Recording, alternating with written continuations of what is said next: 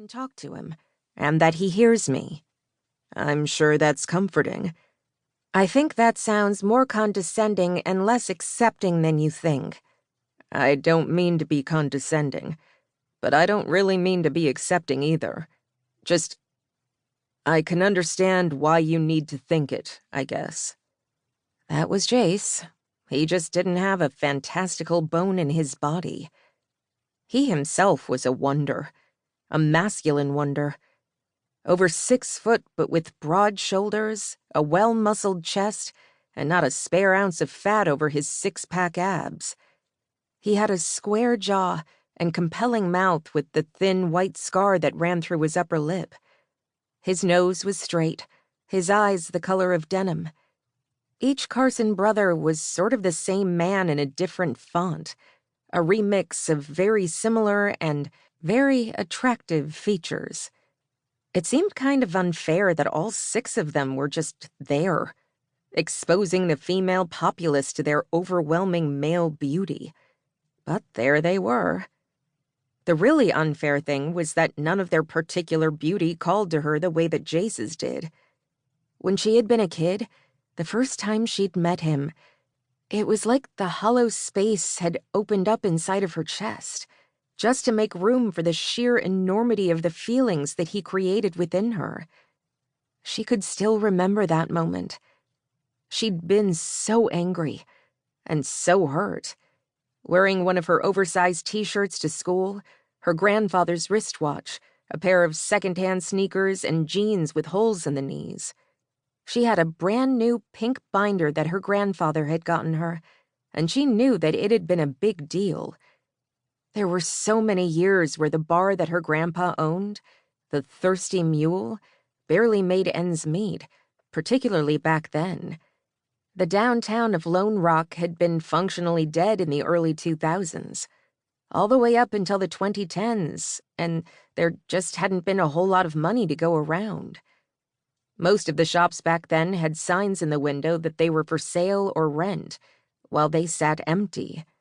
Not only that, her grandpa just hadn't known what to do with a young granddaughter that he had taken in a few years earlier. He loved her, fiercely, but he had all sons, and his wife was long gone.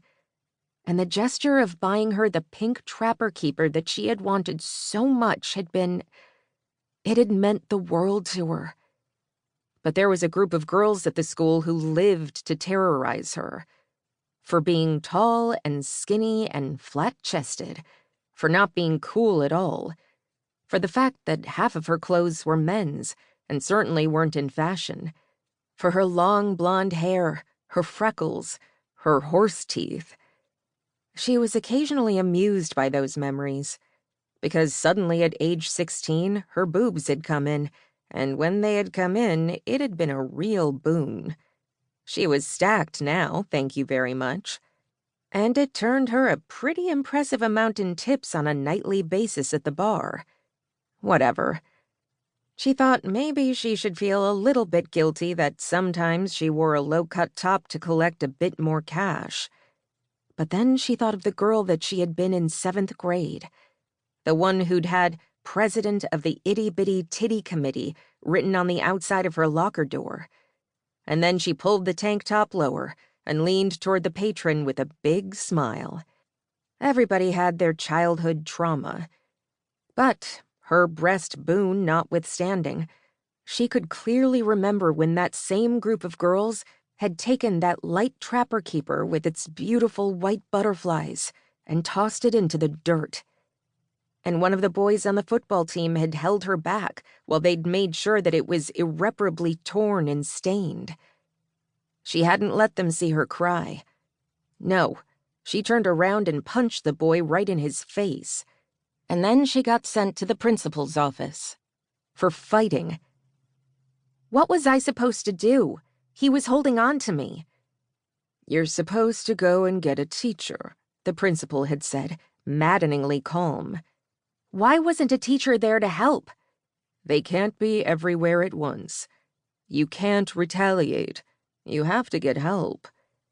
She had decided that was bullshit. Then and there. She had burned with anger.